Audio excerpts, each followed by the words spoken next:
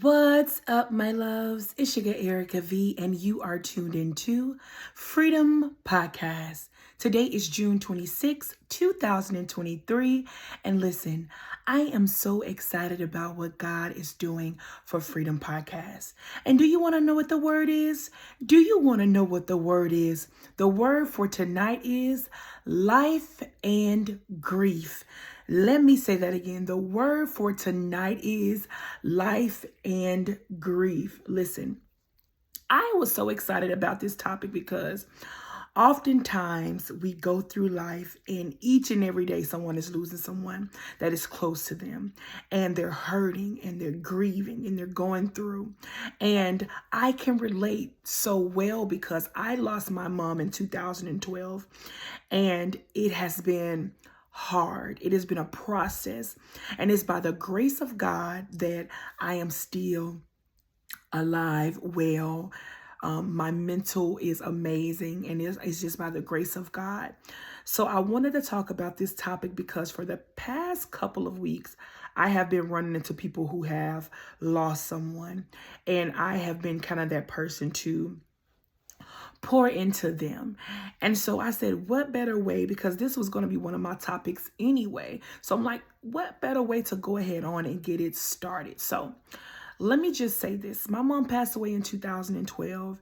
It was kind of unexpected. I love my mom. Me, my brother, my sister, we grew up living with my mom. So you're talking about the person that took you to school, the person that was there for field trips and events, that person that loved you when you were going through, the person that was your ear. We grew up in a household with our mother. And when I say she was a great woman, she was a great woman. So anytime you have someone that's always there for you, and they all of a sudden leave, it is tragic. Like, it is so hard to deal with. So I wanted to get on here just to show you guys my experience, because a lot of people say, well, how can you live without your mom being here? Like, how are you able to go on? Like, if it was me, I wouldn't be able to do it. Well, that is the same thing that I said. Like, when people told me they lost someone, oh man, if it was me, I wouldn't be able to do it. Or it's by the grace of God. So when you see someone that has lost someone close to them, and to you, it's like, how is this person able to lose somebody that close and still live life, still go on, still is able to go to church, still is able to go to work, still is able to, smile and stuff like that. It's by the grace of God, not because I want to every day, but it's because I choose to. Let me say it again. Not because I want to every day, but it's because I choose to. So with that being said, my mom passed away in 2012. She had 3 children, me, my brother, my sister. I was the youngest.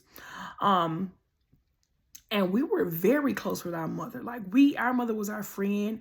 But she was our best friend. Our mother had our back no matter what. Like, this lady was truly amazing, beautiful. She was a go-getter. She literally depended on no one when it came to her working and stuff like that. So that is what me and my brother and sister, we all have jobs. We all are go-getters, and we all, work each and every day. But one thing that I want to say to the people that is grieving is grief has no expiration date. Let me say that again. Grief has no expiration date. So don't rush yourself to grief, or don't try to rush the process, because the process, it comes with time. So when I first lost my mom, I was extremely numb. I had lost several people after my mom passed away. That was very close to me. My uncle, my great grandmother. Like, I lost all these people. And when I tell y'all that I was literally numb, like, I can remember going to funerals and I didn't even cry. Not because I didn't love them, but it was because I was already numb. I had already felt the worst pain that I could feel in that moment. I had never experienced anything like that. So I was numb to funerals. I was numb to it. There was a time where I couldn't even look at a picture of my mom without crying. There was a time where, I went through, different things, and where, I was like, wow, my mom is gone, and I miss her so much, and what am I going to do? Because growing up, you have this idea of how your life should be. Growing up, you have this idea of this person being a part of your life. And when you lose that person, it's almost like you have a sense of losing your direction, losing your purpose. When my mom passed away, listen, I was in a lost space. I didn't know what I wanted to do next. I wasn't working. I was in Concord Career College. I graduated at Concord. A lot of people don't know that. I graduated as a medical assistant at Concord Career College. But after my mom passed and after seeing her go through the different things that she went through, I knew that that was not the field for me, because one thing about me, I love people extremely hard. And I'm a very talkative person. So if I was to go in that type of field, I would probably be a wreck, y'all, because I could not go through that. Like, I salute anybody that is a nurse assistant, because I could not go through that every day. Like, my mental and my emotions will be all over the place. So I was taking care of my mom and everything. We both lived with my grandmother and stuff like that. But it was hard, It was definitely hard. And one of the moments that I feel like me and my brother, because it all seemed unreal when my mom passed. To me, my brother, my sister, like, getting a funeral and everything, arrangements together. All this seemed unreal. The first moment that we knew, like, our mom was gone and she wasn't coming back, would have been when we were already in the funeral car. This is a moment that I don't know if my brother never even recognized, but I recognized it. It was me, my brother, my sister, and I don't know if it was other people in the car. I can't even recall. But I just remember us three being in there. We all were dressed up. Ooh, this is heavy. And I just remember us being in the car and we were just like, this is it. I don't know if anybody else has ever went through a moment like that, where they were in the car, and you're headed to the funeral or after the funeral, and you're like, this is it.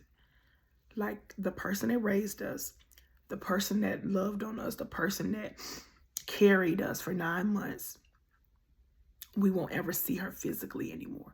We would never get to hug her. She would never be at events. And anybody know my mom? My mom was the life of the party. My mom was the glue to the family. My mom was a person that would always try to get family reunions together. She was always trying to get things together. So to lose the person that's always lively in the family, I can truly say that it had an effect on my entire family. In the beginning, and I'm just telling you guys this because I want you guys to understand that I'm a testimony. And I want you guys to understand that even though you're going through grief right now and it's hard and you can't quite understand, I want you guys to understand that God is still in the midst. There were times when my mom first passed, I was having nightmares because I was having, like, have you guys ever seen the movie Crooklyn? And she thought she heard her mother, but her mother she had passed. I had moments like that where I thought I heard my mom, but she wasn't there. And I guess it's a mind thing where you're like hoping that it is a dream. But I went through phases of that. So when you're dealing with grief, you go through phases where you don't feel like getting your hair done. You go through phases of anger. You go through phases of when you're questioning God. You go through phases of just different things, y'all. And I want y'all to understand that even though I went through all those different things when it comes to depression, stress, I end up having, I was dealing with anxiety at that time too. And a lot of people don't realize when you lose someone, to me, it is very important that you speak to a therapist or a counselor, because I had to go to grief counseling because my life had changed drastically, and I was always comparing my mom and my dad. So I had to go to therapy in order to learn how to look at my dad for who he was and not compare him to my mom, because I had that. I did that a lot. And so when our mother passed, now you go from talking to somebody every day and you can't talk to them every day. And it was just like we had to rebuild a relationship with our father. Now, I'm not going to say rebuild, but we had to learn how to love our fathers on levels that we loved our mom, or not even love, because we love both of them, but we had to learn how to express ourselves to our fathers the way that we would do our mom. Because when we were going through, baby, we would call our mama 24/7. Do you hear me? Because that was our mama. Okay? That was our mama, and we loved her, period. Okay? And we still do. Brenda Lee Isaac, we loved our mother. She was a beautiful lady.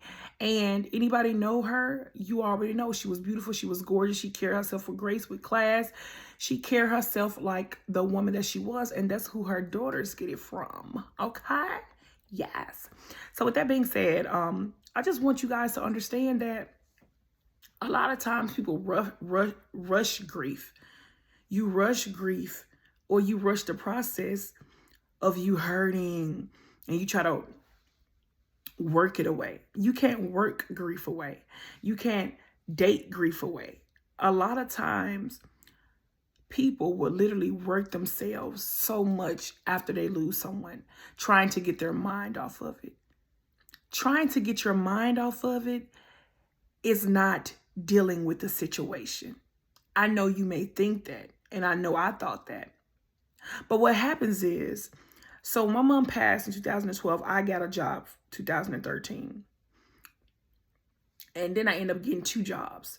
So I was working, and they both were full-time. So I was working 7 to 2. Then I would work 3 to 11. And I would do this a lot of times. Now, I'm thinking, yeah, I had an apartment. I said, I'm gonna do everything make my mom proud. I had an apartment, I had a car, I had 2 jobs, all these things to get my mind off of my mom's passing. It had gotten to a point, y'all, and I recognize this now, where I was working, but I was exhausted. I was working, but my food was going bad in the refrigerator. I was working so much that I never ate at home. I was working so much that all I was doing at home was sleeping. That's it. And that was for a short amount of time. But I was going, trying to get my mind off my own mother's passing, trying to get my mind off stress, trying to get my mind off how I really feel. It was crazy. But it's true.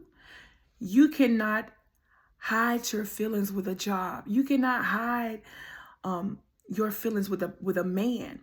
That is why it is so important to be careful dating while grieving, or dating while hurting.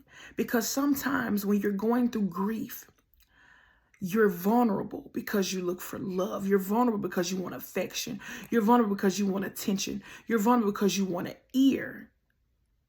But you're blind to how this person actually is. So if you're not careful, being that you want affection, you will allow anything from this person. Being that you want affection, you will allow this person to cheat on you constantly. Being that you want affection, you would allow this person to treat you any kind of way because you want someone to comfort you. Wow. This is true. I went through it myself. Dealing with people because I was longing for affection. Dealing with people because I was longing for love. Dealing with people because I was longing for someone to be there. When all I was needing, all I was doing was missing my mother. That's it. But that's where God comes in at. Because God will be your comforter. God will be your ear. God will be your shoulder. God will be your friend. Like, God was literally that for me. And it took me a couple years to realize it and understand it. It took me a couple years to catch on. God has been here the whole time. If God hadn't been here, I probably would have lost my mind. If God hadn't been here, I probably wouldn't know what to do. If God hadn't been here for me, people probably would be able to get over me even worse. But God won't allow people to hurt you, not his children. He won't allow people to hurt you. God has your best interests. So with that being said, when you lose someone, don't feel like you're so strong that you don't have to seek counseling. Go get you some counseling. Go get you some therapy. Even though you say, I don't need it, I'm good, I don't need no therapy, go get you some therapy. Because the thing is, people don't realize when you don't get therapy, it comes out in other ways. So just imagine, how can I say this? Just imagine a tube with several strings coming from it. But should I say strings? Or several tubes coming from it. A big bottle with several tubes coming from it. Now, when you, well, we're going to say without the strings first. When you have a bottle and you shake a Coca-Cola bottle up, it bursts out, correct? But which that cause, when you do that, when you hold all those emotions in, consider yourself shaking. So it's going to be one day somebody going to irritate you. Somebody going to get on your nerve and you just going to pop. Okay. Now, that could come out in anger. That could come out in frustration. That could come out in you fighting. Listen, when my mom passed, and I'm going to be real with y'all, I had so much anger in me. Like, I had so much anger in me. I was literally on defense mode. I felt like my mom was gone. I felt like people going to try to try me. So I got to be ready. I was literally on defense mode to the point where I said, if anybody try me, then it's on. If anybody try me, it's on. I'm going to take all my frustration out on them. This is true. I said, if anybody try me, I'm going to take all my frustration out on them. So that's why you have to be careful with going through life after losing somebody, dealing with grief, and you like, I ain't about to take no therapy, because I'm going to tell you something. Not getting therapy comes out in drugs. Not getting therapy comes out in you drinking each and every day. Not getting therapy comes out in you having sex with several different people trying to fill a void that only God can. Not getting therapy will have you ending up in prison because your temper is so bad, because you want to pop off and you done made one split decision and now your life is gone. Not getting therapy can cause you to be in a room full of people who do not like you, and you can't even see it because you're so blinded and you want to fit in so bad. So that is why it's important to get therapy. Now, when you get therapy, this helps you to release what you're going through, to talk about it, to get some understanding, to get some clarity, for them to tell you like, okay, well, this is how you deal with that. You know, this is how you deal with the situation. Because a lot of times I say therapy is good because a lot of times you can't talk to your family about what you're feeling, because a lot of people can't understand. If you never lost like me, I could never take advice from people that didn't lose a mom, because you don't feel what I'm feeling. So if you have never lost somebody the way somebody else has lost somebody, it would never work when it comes to them giving you opinions or telling you, well, I understand what you're going through. You don't understand what I'm going through. Do you have a mom? Yeah, I have a mom. Well, you don't understand what I'm going through, my love. They're just like somebody telling me, oh, they lose a child. And I say, oh, I understand what you're going through. I don't understand what you're going through because I have never lost a child. So with that being said, therapy is good because you could possibly meet women that's going through the same thing as you, which can encourage you, which can uplift you. But I'm going to tell you the number one thing for me that helped me was getting in church. The number one thing that helped me was getting a relationship with God. The number one thing that helped me was to pray, fast, read. Like, I had devotion. Like, it was at one point in my life where I was going through grief so bad, I started getting anxiety really bad. It's like I had worked so much, like trying not to think about it, and all of a sudden it all crashed down on me. But there was this beautiful lady. I had a godmom named Miss Lene at one of my first jobs. And then I had another, I'm going to say she's like a mother to me as well. Her name is Rita Bean. So Rita, if you watching this, Miss Lene, if you listen to this, I want you guys to know you played a major part in my life around that time.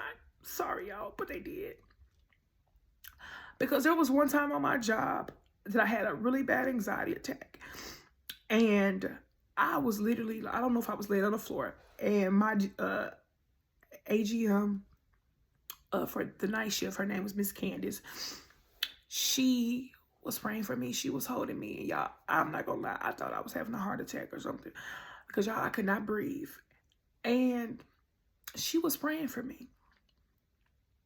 So I went through a lot. At that time, that was around the time I felt like I was going into like having a nervous breakdown. When I tell you guys I had a nervous breakdown, there was a time that I had that process was going on. But after I came back to work, Rita Bean gave me a book. And Rita had lost some people close to her as well, but she gave me a book, Jesus is Calling, if I'm not mistaken. And she said, I want you to read this each and every day.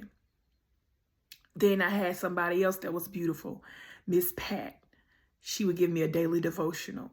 Then I had Miss Lene. She would encourage me. She would uplift me. She would pour into me. None of these people judged me. That's why I say it is so important to get people in your life who have a relationship with God. Because if not, people won't recognize that you are going through something, and they will keep you in those streets, and you're hurting yourself because you don't even recognize you're going through things. If I would have stayed in the lifestyle that I was living, people that was around me every day didn't even realize that I was grieving, that I was going through. It took me getting my life together, getting on track, getting a relationship with God for me to realize that the people that was there for me was God sent. The people that was there for me loved God. My grandmother would pray for me all the time. My auntie would be there for me. There were times, you guys, and you can, I'm gonna have my grandma on my podcast one day, and she'll be able to tell you, like, literally, I was crying almost every day. I was going through it, y'all. I miss my mama so much, and I never dealt with those feelings. So I'm here to tell you, for the people that feel like, oh, I lost somebody and life will never be the same. Let me tell you something. In the Bible, it talks about when Lazarus passed, and it talks about how Jesus wept, like how Jesus wept in the Bible. So a lot of y'all may be like, oh, you guys have never done anything like God. Why you have to take my person, my mom? So in John 11, verse 34 says, and said, where have ye laid him? They said unto him, Lord, come and see. And it says, Jesus wept. And then verse 36 says, then said the Jews, behold how he loved him. And some of them said, could not of this man which opened his eyes of the blind have caused that even this man should not have died? Jesus, therefore, again groaning into himself, cometh to the grave. It was a cave, and a stone lay upon it. Jesus said, take ye away the stone. Martha, the sister of him that was dead, said unto him, Lord, by this time he stink, for he have been dead for 4 days. Jesus said unto her, said I not unto thee that if thou would believe, thou shalt see the glory of God? With that being said, if Jesus wept, what makes you think we ain't gonna weep? This goes to show Jesus had feelings. Jesus had feelings in the Bible. So you losing somebody, God did the same thing. Jesus did the same thing. We are no different from this man. We're his image. We're in his image. So with that being said, you like, well, I lose somebody. Baby God lost plenty of people. Jesus lost plenty of folks. He weeping. He didn't heal people, and he weeping. So with that being said, one thing I had to realize, I'm like, God, why you take my mama? You took my mama from me. Why would you do that? And it just dawned on me. It's like, God created your mom. God knew her before you knew her. So if you hurting, how do you think God feel? If you feel away, how do you think God feel? Baby, God created this person. Yeah, you loved her, but God loved her a little bit more. So God, I thank you for the time that you did allow me to have with my mom. I thank you for the time that I spent with her. I'm thankful that she was an amazing person. I'm thankful that I did have time with her. I'm thankful that no one took her away from me. I'm thankful that even though I miss her, I'm thankful that you allowed me to have this amazing person in my life. I'm thankful. So things that I do to keep going is on my mother's birthday, I celebrate her. On her birthday, I celebrate her. You know, I would sing songs that she sing. This is the day. I sing different songs that she would sing that lift me up. You know, I'm in church. I love God. So one thing about it, when I'm down, I pray, God, give me strength like only you can. God, you be the lifter of my head. God, you deal with me. God, you give me a strength like only you can. God, you walk with me. You talk with me. You be my strength. Even on days I don't feel like that I have any. God, you guide my footsteps. God, you give me discernment so that I know who people are around me. And I celebrate her.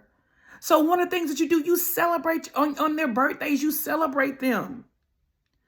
And you think on the good days. Oh, you remember this day? You remember growing up this and that? Remember brother and mom would say, man, you remember mom used to say this. You remember mom used to say that? Boy, mom used to say this about you. So with that being said, I want you to understand that even though you're going through it, get counseling, see a therapist. Even though it could have been 10 years ago, go get you some therapy. Because not getting therapy affects your now. Not getting therapy affects the person that you're dealing with. Not getting therapy can affect the person that you're going to end up with. Not getting therapy can hurt you. It may not hurt you now, but it can hurt you later.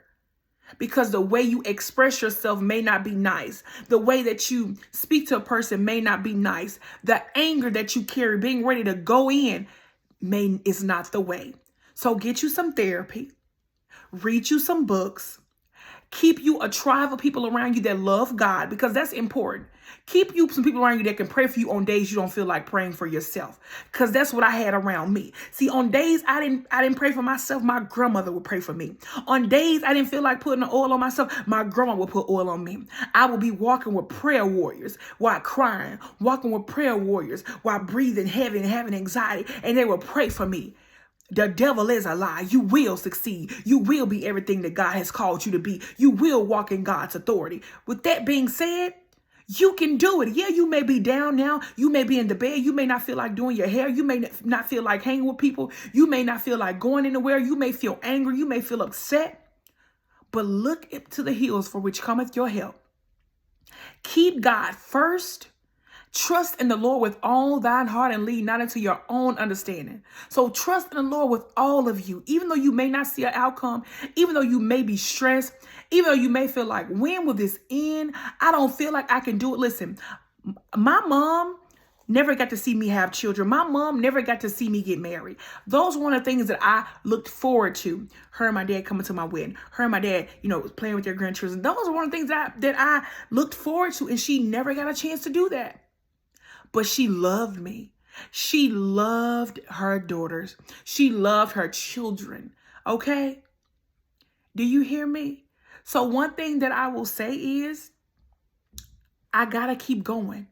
Even when I feel like I don't want to, I gotta keep going.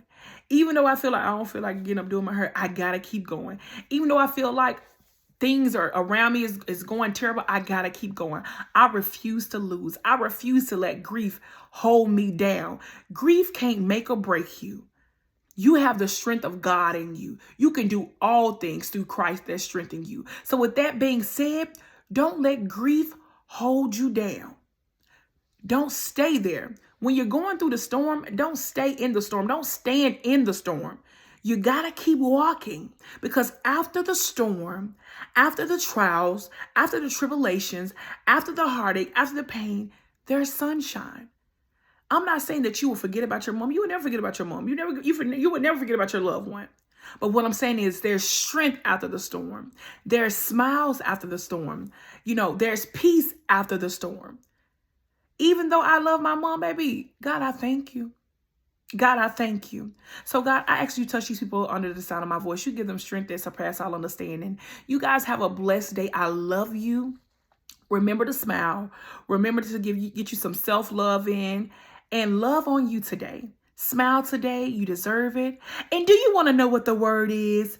Do you want to know what the word is?